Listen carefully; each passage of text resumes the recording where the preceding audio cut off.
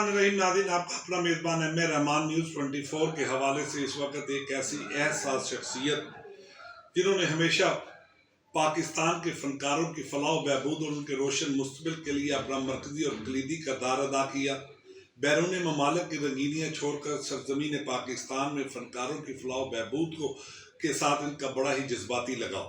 तो नाज़रीन, आज हमारे साथ इस वक्त मौजूद है नज़ाकत अली खान साहब, जिन्होंने म्यूज़िक इंडस्ट्री में एक इनकलाब बर्पा किया और नौजवान फनकारों को प्रमोट करने के लिए हमेशा सरगर्म अमल नजर आते हैं। तो आज हम इनसे बात करेंगे मौजूदा सियासी निज़ाम में और मौजूदा हालात में फनकारों को प्रमोट करने के लिए क्या किरदार अदा कर रहे हैं और इनका तल्लुक पंजाब म्यूज़िक ग्रुप से। तो पंजाब म्यूज़िक ग्रुप के हवाले से भी इनसे बात करेंगे। इल्म, अदब और सकाफत के अलावा के हवाले से बहुत सी NGOs, बहुत से अदारे अपनी खिदमत सर अंजाम दे रहे हैं और हुकूमत पाकिस्तान भी इनकी सरपरस्ती कर रही है। तो नज़ाकत अली खान साहब हमारे साथ मौजूद। जी नज़ाकत अली खान साहब, क्या हाल चाल है आपके? वालेकुम सलाम जी, आप सुनाएं, आपका क्या हाल है? ठीक ठाक। पहले तो मैं बहुत शुक्रिया आपका अदा करता हूँ कि आपने इतनी जहमत की और इतना टाइम लिया, तो बड़ी मेहरबानी। और सुनाएं। अच्छा सर जी, मेरा सबसे पहला बुनियादी सवाल, जी म्यूजिक इंडस्ट्री के साथ कब से आप वाबस्ता है? जी, म्यूज़िक तो जब मैं छोटा सा था तब से मुझे शौक था, छठी सातवीं जमात से वो चलता रहा। तो उसके बाद जब फिर मैं तकरीबन 99 में, यानी 1999 में मैंने एक ग्रुप बनाया, पंजाब म्यूज़िक ग्रुप। वो पाकिस्तान में छोटे छोटे प्रोग्राम करता रहा। जी जी। फिर मैं चला गया दोहा कतर। तो दोहा कतर तब से लेके अब तक फिर मैंने बहुत ही आर्टिस्टों की खिदमत की है। कोई ऐसा एल्बम जिसपे आपकी गायकी भी नजर आए? जी जी बिल्कुल। तकरीबन मैंने इंडिया पाकिस्तान तमाम आर्टिस्ट वहाँ बुलाए हैं। ज़्यादा मुझे म्यूज़िक का शौक़ था, मैं म्यूज़िशियन था पहले, तबला प्ले करता था। उसके बाद मैंने मैनेजमेंट सीखी। उसके बाद ये है कि सिंगिंग भी थोड़ी सी कभी कभी कर लेते हैं, अपने शौक़ था। तो ये है कि जितने पाकिस्तान के बड़े नाम हैं, क्योंकि खिदमत करने का शौक़ था पाकिस्तान में, कि पाकिस्तान में ना वो लोगों को लेके जाया जाए जिन्हें यहाँ पजीर आई या टाइम नहीं मिल रहा या कोई लोग पूछ नहीं रहे। तो मेरी कोशिश थी कि उन लोगों को उनका दामन पकड़ के उनको लेके जाया जाए, उनके प्रोग्राम किए जाए, और वो जिनके नाम हो जाते हैं उनसे वो बेहतर। अच्छा सर, पाकिस्तान में जी बहुत से सिंगर जिन्होंने एक नाम और मकाम पैदा किया, बिल्कुल किया। वो सब आजकल की म्यूजिक को किस नजर से देखते हैं? बहुत से बेहयाई के अल्फाज भी उस मौसीकी में नजर आते हैं, तो उस हवाले से आप क्या कहें? देखिए, बात यह है कि मौसीकी, लोग कहते हैं रूह की गज़ा है। और दूसरा ये कि सुर जो है ना, जो सुर में है ना, सुर का मतलब है लय। लयकारी जो जानता है वो काम ठीक करता है। लयकारी एक ऐसी चीज़ है कि आपको पता है, आप मोटरसाइकिल चला रहे हैं ना, तो लय में नहीं चलाएंगे तो एक्सीडेंट हो जाएगा। आपका दिल लय में नहीं चलेगा तो आप डेड हो जाएंगे।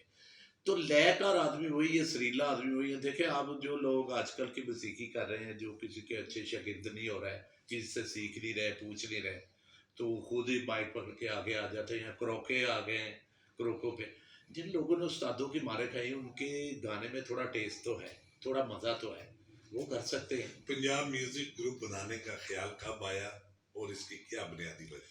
इसकी वजह ये थी कि मैं जब लोगों को देखता था कि अच्छा गाने वाले, तो उन्हें कोई पसीर आई या कोई टाइम नहीं मिल रहा, तो मेरे दिल की ख्वाहिश थी कि मुझे कोई अल्लाह ऐसा प्लेटफॉर्म दे, कोई ऐसा मकाम दे, तो मैं सबकी खिदमत करूँ। ये मेरे जहन में आया, तो मैंने Punjab music group Pakistan embassy Qatar में जो है, उन्होंने मेरा साथ दिया। जी जी। उन्होंने पहले मुझे इसका एक, मैं रिपोर्टर था, रिपोर्टर से सेक्रेटरी बना, सेक्रेटरी से चीफ ऑर्गेनाइजर बना जी।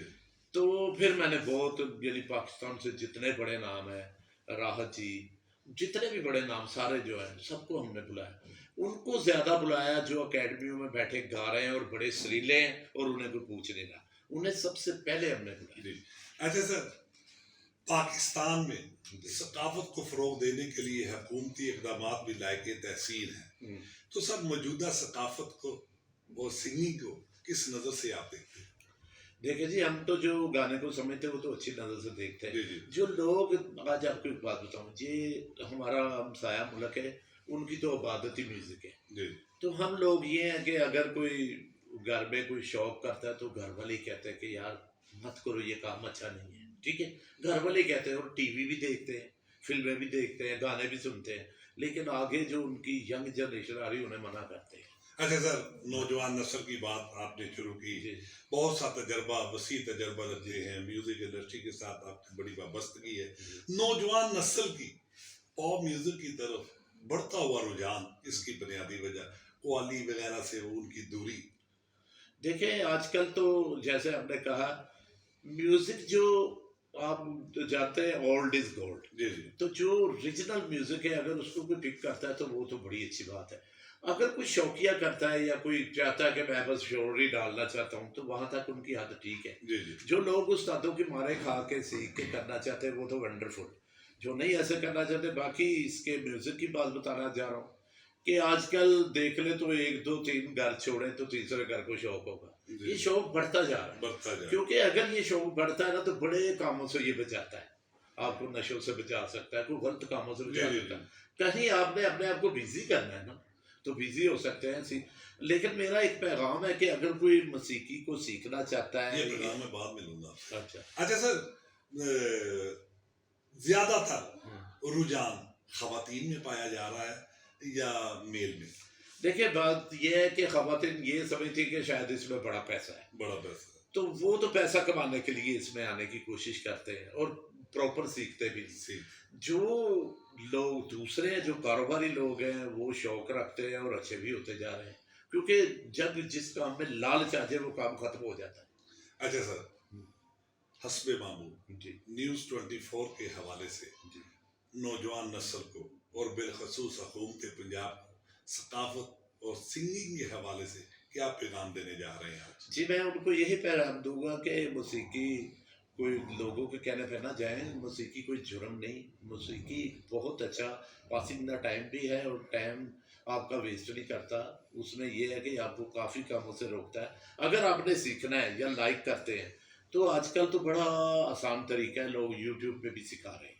ठीक है, वहाँ नहीं आप सीख सकते तो अच्छे उस्तादों की खिदमत करें, तो उनसे सीखें। और आपको एक बात बताता जाऊँ कि जो अदब का दामन नहीं छोड़ता वो सब कुछ सीख जाता है, कोई भी काम हो। हुकूमत पंजाब को पैगाम दें और मेरा सरकारी सतह पर अच्छा एक ऐसा अपना म्यूजिकल शो लगाया जाए जिसमें छोटे बड़े फनकार जो हैं उनको टाइम दिया। जी, और मैं अपनी जो गवर्नमेंट है उनसे मैं एक रिक्वेस्ट करूँगा, इल्तिजा करूँगा, मोहब्बत से, प्यार से। हमारी वो सुनते भी हैं और हमें बताना भी चाहिए उन्हें, क्योंकि अगर हम अपनी बात उन तक नहीं पहुँचाएंगे तो उनको कौन बताएगा। जी, मैं ये चाहूँगा कि जहाँ पे सहाफ़ती प्रोग्राम होने चाहिए और उसमें हमारी गवर्नमेंट मुलव्वस हो। और इन प्रोग्रामों से क्या है कि जो जिनको नहीं भी टाइम मिल रहा टीवी रेडियो स्टेज का, उन्हें टाइम मिलेगा। तो ये गवर्नमेंट ही करे तो सारा कुछ हो सकता है, वरना नॉर्मल आदमी तो कुछ कर ही नहीं सकता। शुक्रिया जी। नाज़रीन, ये थे नज़ाकत अली खान साहब जो कि हुकूमत पंजाब बिलखसूस मरियम नवाज वज़ीर आला पंजाब को पैगाम दे रही थी कि जिनका मिशन है कि सकाफत को और इल्म व अदब को फ़रोग दे दिया जाएगा। तो नज़ाकत अली खान साहब का भी हुकूमत पंजाब से ये मुतालबा है कि सकाफत को और म्यूज़िक को फ़रोग देने के लिए मुख्तलिफ अदारों में, मुख्तलिफ अपना अलहमरा के स्टेज शो में तो सिंगिंग को फ़रोग दिया जाए। इसी के साथ अपने मेज़बान एम ए रहमान को न्यूज़ 24 से इजाज़त दीजिए। अल्लाह।